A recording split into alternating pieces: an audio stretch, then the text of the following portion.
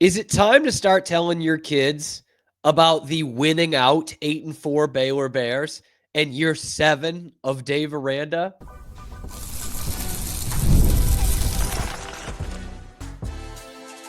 You are Locked On Baylor, your daily podcast on the Baylor Bears, part of the Locked On Podcast Network, your team every day. All right, let's boogie. Welcome, Bears fans, to another episode of Locked On Baylor, brought to you by FanDuel and part of the Locked On Podcast Network, where it's your team every day. I'm your host, Cam Stewart of the Rogue Media Network. It is a Wicker Wednesday, so Sydney Wicker, fresh off the plane, is right here to give you another edition of Wicker Wednesday here on Locked On Baylor. We talk about Baylor's likelihood of actually winning out and getting to 8-4 and what that means for Dave Aranda after a very positive homecoming weekend. Then, how about this? The biggest shakeup in the Big 12 we've seen so far. Who was our biggest loser of the weekend? And then we're all winning. And when it comes to Baylor basketball, it's been a great lineage of some terrific 5-star, 4-star players coming through. Is Tunde Yesifu just the next of that breed? All that and more coming up on this episode of Locked On Baylor. Sydney, I got to say, again, good weekend for Baylor. Vibes good enough right now, right? Not too shabby. I mean, you get a dominant win over UCF, like really controlled that game from start to finish. Finally. Not bad. Like it kind of felt like, oh, are the Bears back? Back? Question mark? It's like that really disappointing Marvel movie, which to me are all of them. But I get it. Some people like it. Some people really like it. But it's like that big to-do Marvel movie that you waited 3 years for, and it really sucked. But in there was a couple good scenes, and you're like, wow, this was actually the best scene of any Marvel movie. Why was it stuck here? You know, that's what it felt like. Because again, like, it doesn't wash away the last 4 years or anything near that. It doesn't wash away the last 4 weeks, man. But it was a nice win, 30-3, lowest point total they've held a conference opponent to in 20 seasons. Like, that is something you can stick your feather in the cap for. That said, you got 3 more games left after the bye week. They're all coming against teams with winning records. And now people are wondering, okay, then are we in this rolling stone here where Baylor starts to win and they do play to their potential like what we saw earlier this year and they go 8-4? What then? Well, first off, we have to ask the question, Sydney, is this team good enough to win the final 3 games and go 8-4? Like, what how about this? What is the likelihood of that? Because, like, are they good enough? Maybe. When we've seen them at their best, maybe they are. But what is the likelihood that this team is going to win the next 3 games? The likelihood on a percentile base, I guess I would say maybe 40%. Wow. That's not that bad. No, but that's there's some confidence there. That's the Big 12 confidence. Like, Big 12, anything can happen, right? Yeah, true. Yeah. I guess that's why I put it there, because I'm like 30 just feels too low. That's fair. That's fair. We're playing in the Big 12. Yeah, I just think I think they can win 2 more. I think winning the last 3 though, a stretch. Houston showed that they were beatable this last weekend. I think Arizona, showed that they're tougher than maybe people thought, hanging 50 points on a Colorado team, which I know that Colorado team is hurt and they're not a great team this season, but hanging 50 points in any game against any opponent says something. And them, man, like that was just Utah, like speaking of no coach, legit. Yeah. They're a good team. So, are there moments Baylor could have a win in any of those games? Absolutely. I don't like them in all 3 of those games. So, specifically, I think against Utah is really where I'm like, I don't like that. But I think they've got a decent chance against Arizona, but that could potentially be one of those where you circle on your calendar of anything could happen. Yeah, tricky Arizona. Like, right? I mean, you go a couple of time zones away. You're playing at night. It's obviously a road game. You got to take that into account. Not that Arizona is one of the great cauldrons of college football or anything, but they destroyed Colorado. Arizona is such an interesting one in this interesting conference of, like, they're better than Arizona State, I think. Arizona State has a win over Tech. You know what I mean? And like, they've lost 3 games, I think, and they've all been by 1 score to good teams. And like, this is what they do to lesser teams. Baylor beats a lesser team in Kansas State by a point by getting a finger on a field goal at the end of the game. Arizona takes a lesser team in Colorado and just pummels them into submission in Boulder, like just destroys them. So it would be, yeah, each of those bets on their own might be okay, but if you put them into a parlay of winning all 3 of those games, that is a humongous ask. You've got 3 top 40 defenses left, one of which in Utah, a top 10 defense in America. And 2 of them are at home, so you got that going for you, I guess. But here it gets really interesting, Sydney. You think 2 of them? I think they could win 2 of them. That puts them at 7-5. That's underwhelming. You weren't even as good as you were last year. But if they win all 3, then they're 8-4. And then they've got some momentum. Then they end the season on a 4-game winning streak, much like how they ended last season on a 6-game winning streak. And when that happens 2 years in a row, you think something's not sniffing right here. So if they get to 8-4 to end this season, is Dave Aranda safe? I don't think people are going to like the answer, but I think the answer is yes. These are the tough conversations we have to have. I think you're right. Like, I think you are right. You know, doesn't this feel like a parent-teacher conference where you sit down with your kids and you're like, listen, the grades need to be better, but you are barely passing. Like, C's get degrees. That's how this feels right now. We're barely getting by. It's just, C's get degrees. My dad used to tell me C's do get degrees. They don't get you financial aid, though. So, like, that's how we got to be thinking about this right now. But, like, you're right. I mean, if they get in at 8-4, and that's, again, a 4-game winning streak, just like you had 6 last year. And last year, it felt like, okay, that's the beginning of something. And now it would be like, okay, we're just doing this fluke thing 2 years in a row, which is an oxymoron, fluke 2 years in a row. But that's what it's going to feel like.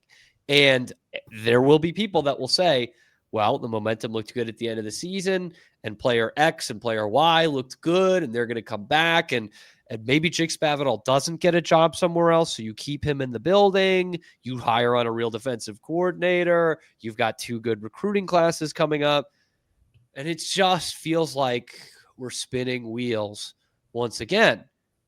As I've said the last couple of days, and I know Sydney agrees with this because we've talked about this, like, you don't go into a game rooting for your team to lose so your coach gets fired. Like, that's not cool. That's not how you do it. But it is interesting to think of, like, what if Baylor shocks Utah, not this weekend, but next weekend, and you're like, oh man, they can really do this. And then we're keeping the coach in here.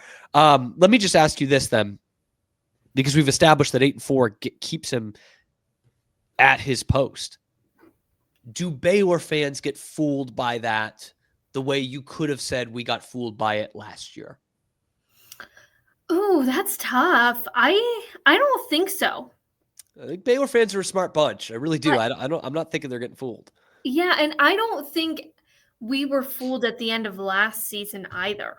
I think what happened last year wasn't a fluke. I think that was on purpose. I really do think Baylor peaked and gave us those hopes and that expectation as fans and as people who cover, and we're hoping to see a better run from this team for a reason. I think we finally the real problem, it just continues to be the defense. And so if you finish the season 8-4, but you almost make promises that changes will be made on the defense, whether that's bringing in a new defensive coordinator or an actual just defensive coordinator, then that's where I think fans are like, okay, we'll give it one more shot. We'll see what happens. Maybe. We've heard it before. We've heard it before.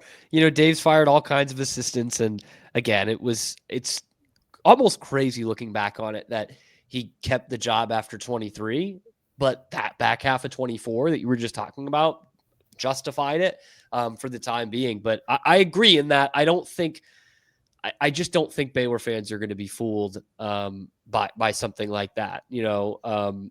And you know, coming off back-to-back 8-4 seasons, you know, that never gets a Baylor coach fired. But I think Baylor fans will see it and say, you know what, we could have won 10.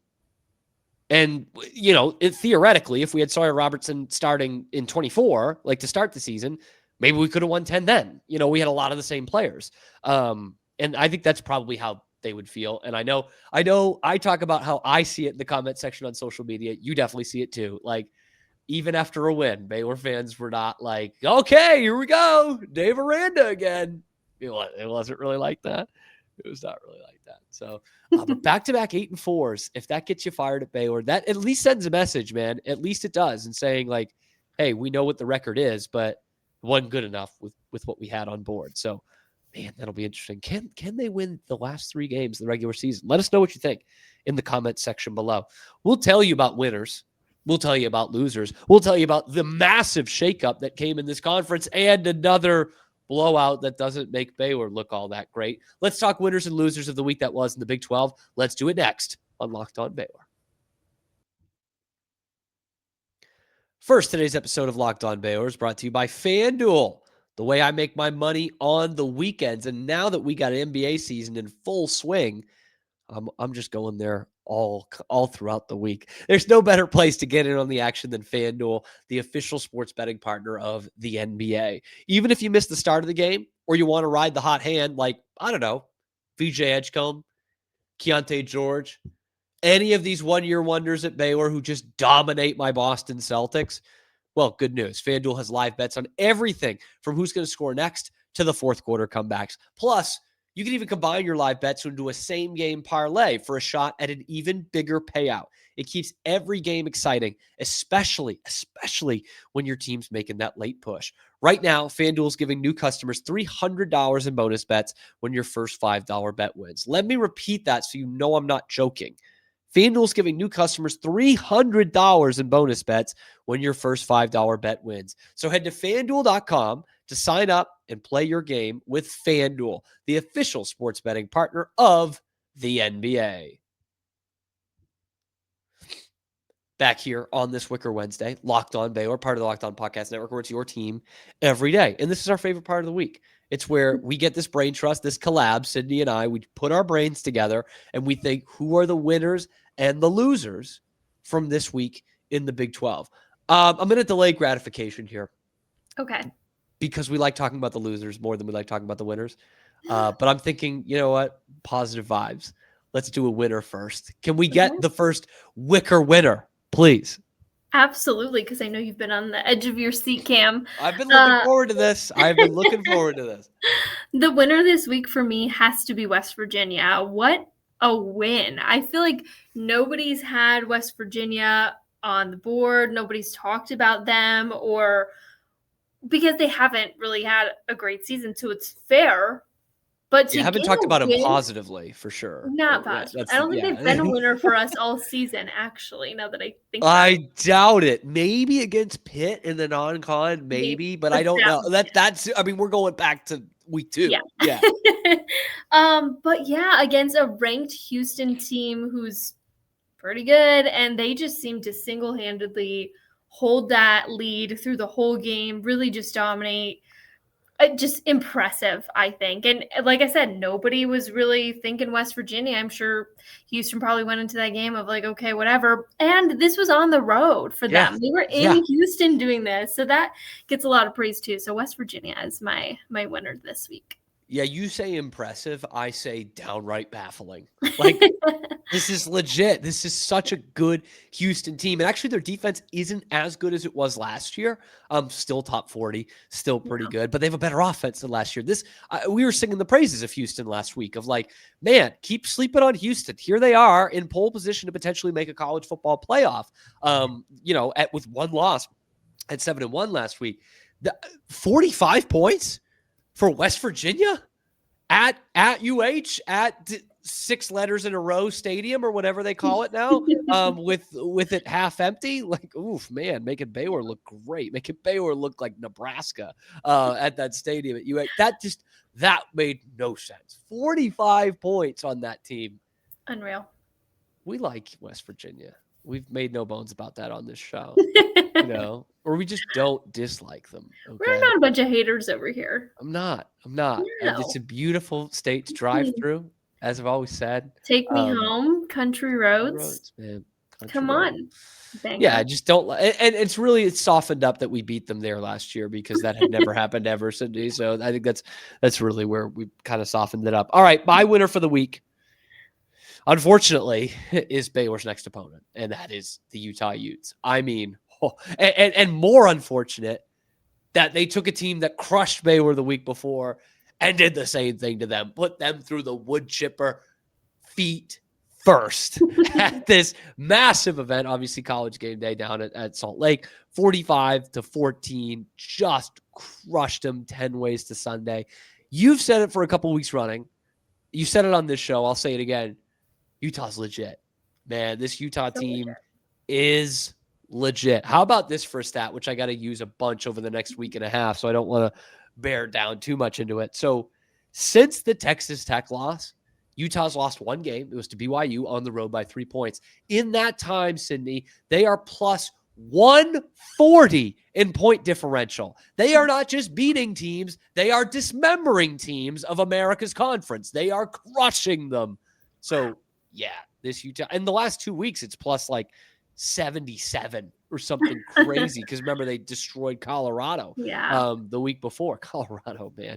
Oof, Colorado. So Utah, my winner, and seriously, some momentum. They're also on a bye week, by the way. So both teams going from a bye into Waco, Texas on the 15th, which is a long, long time from now. Okay, loser time. Who's getting the big L from Sydney Wicker this week? The big L for me this week has to go to Iowa State. Ooh, I know. It's deserved. They earned it. They earned it. I mean, not that Arizona State's not good. Sure. I don't know if they're like good without Sam Leavitt, but and it was a close game, 24-19. But when we talked about Iowa State at the beginning of the season, I mean, Iowa State from week one was like, oh wow, they're gonna be good again. They're legit. Like it felt like this team just was another one to keep your eye out on. And yet here they are, unranked, losing to Arizona State against an Arizona State team that wasn't even at their best. And they do it at home. Losers of 4 in a row, by the way. Those Iowa State Cyclones. 4 losses in a row. Sitting there with the same record as Baylor, 5-4, and wondering if they're going to go bowling. They will, because they play Oklahoma State the last week of the season. But it could get hairy. They got to go to TCU this weekend. Then they got a bye week and then hosting KU. So it could come down to that final game. And, man, how much of a disaster would that be if they lost all 3? I mean, good gracious. But here's what's interesting about Iowa State. You mentioned it. Like, that's a team that we all thought was going to potentially win the Big 12. I mean, they were in the game last year. They looked like they were a very similar team, albeit down their top 2 receivers, who both went to the same team in the NFL draft, but I can't remember what team. And now you're going to have this massive coaching carousel this year. If Iowa State is 6-6, is this the first time ever we have a major coaching carousel and Matt Campbell's not involved? Not somebody's top pick? I mean, that could be crazy. What kind of quietly Iowa State has just wilted this season. It's wild. My loser. I almost did UCF. I almost did. Which would have been fair. I think it's justified. All right, not that they just lost to Baylor, but the fact that they scored 3 points against Baylor, against what was like the 120th ranked defense in America. Now it's just down to 100th because of what they just did to UCF on Saturday. Like that enough could make you loser of the week to put Baylor up at least 20 spots in total defense by doing that. But I've decided not to. I've decided, vibes wise, I'm not going to do it. Loser though, we've kind of already talked about him because this is crazy. The Houston Cougars, man. Like, again, I just don't understand how that happened. I don't get it. And I think Houston's a good enough team that they could still finish 10-2. Like I don't think that's crazy, but you're 10-2 Houston team. Let's just play this out. 10-2 Houston team. Let's say you lose in the Big 12 championship, so you're 10-3. Committee's looking at that and saying, this ain't a 2-bid league, man. You lost to West Virginia. You gave up 45 points to West Virginia. Plus, I don't know if a 10-2 Houston does get into the Big 12 championship. I think it's Tech and BYU, if we're being totally honest. But that could be a bad mark on this conference if it does come down to Houston and you see that West Virginia put up 45 on them, right? Yeah. Huh? Totally. That's how you get to be a big loser. You get to be a big Willie Fritz loser who's doing one heck of a job, though, at Houston. They got to get some more fans out there. They got to get less commuters. Anyway, that's the winners and losers that were in the week that was in the Big 12. Let us know your winners and losers in the comments below. Coming up, we're all winners around Baylor basketball through one game. Women's team, big time, top 10 victory to open the season. Men's team, we're starting to figure out who can play and whether Tunde Yesifu is the next in this great lineage of Baylor freshmen. Let's talk about it next on Locked On Baylor.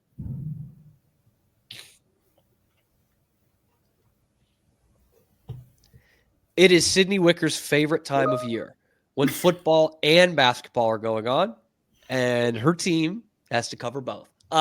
It's a lovely time of year. Say some extra prayers for your local sports reporters for these next couple of months. Baylor opened it really up doesn't end until like May. So it's so deceptive. You think like, okay, now it's going to be over. And then it's like, because football's over. Oh, but then it's the transfer portal. And then you might have a new coach. And then you have all these players. And then, it's spring ball right after we just did the NCAA tournament. Like, it really, does not end. Yeah. Then May, you're doing high school championships. And then it's all that. And, you'll sleep in June. Maybe mid to late June, you will catch up on some of that sleep. But for us fans, it's exciting. The women get the big victory to start against Duke. We talked about that on the show yesterday. But the men open up against UTRGV, and it's just a bunch of question marks with this team because we haven't seen these guys play other than, some of the exhibitions. And I know they did the tour in Germany. We saw them play there. But there's only so much you can take from that. They give up 81 points in game 1 against UTRGV. Don't love that. But the big standout for me, 2 big standouts to me, Sydney. But the first one is you've had such great run with these freshman elite players. We're seeing what VJ Edgecombe can do in the NBA.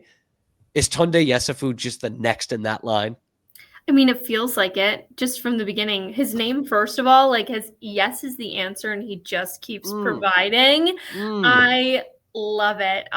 Cook. Just balling. Yeah. Keep stirring the pot. It's unreal. So good. Impressive.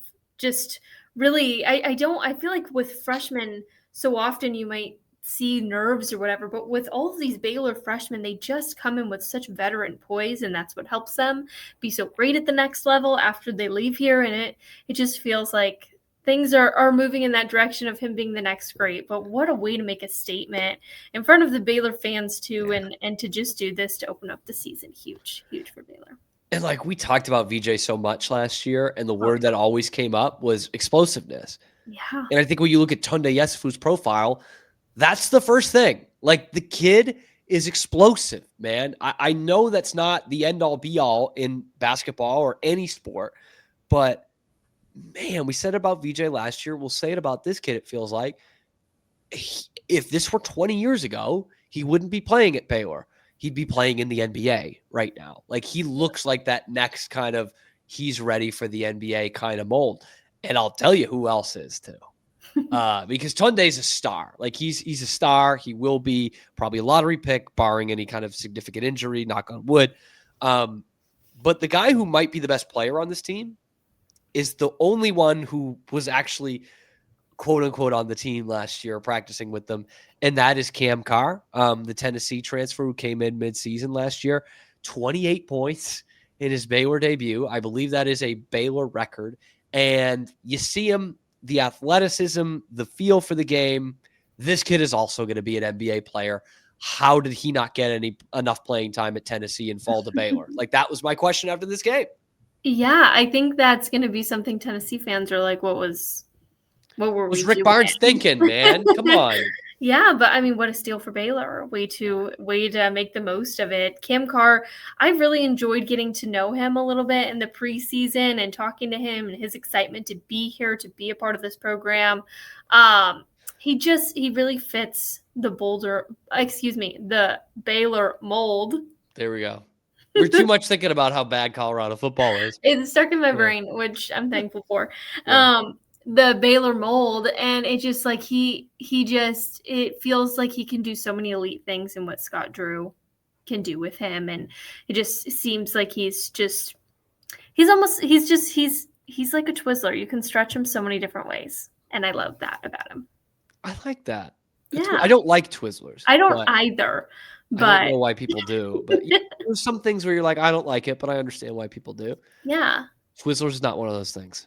I don't get it. I can't. Anyway, I'm guessing that was not your Halloween candy. No, it was not. It was not handed out at our house. It was not. No, definitely not. I would just as soon be like a toothbrush guy than a Twizzler, handing out Twizzlers for Halloween candy. But if you're Baylor, there's obviously the positives for the 5 starters getting to double figures. The negatives, only 3 guys came off your bench, and that's going to be kind of a thin bench, especially with Michael Perez out for the year, Jocelyn Bodo out till probably January. Ashley Hodge of Sikkim 365 said January is where they're feeling optimistic about. But Cam Carr 28, Tunde Yesifu 24. You just narrowly miss a double-double from Dan Skillings at 15 and 9. And the only starter that was in single figures was Mikey Ratai, and he's not going to have a game like that. Not often anyway. He's not going to be 1 for 6. And Cam Carr, by the way, 3 for 6 from 3.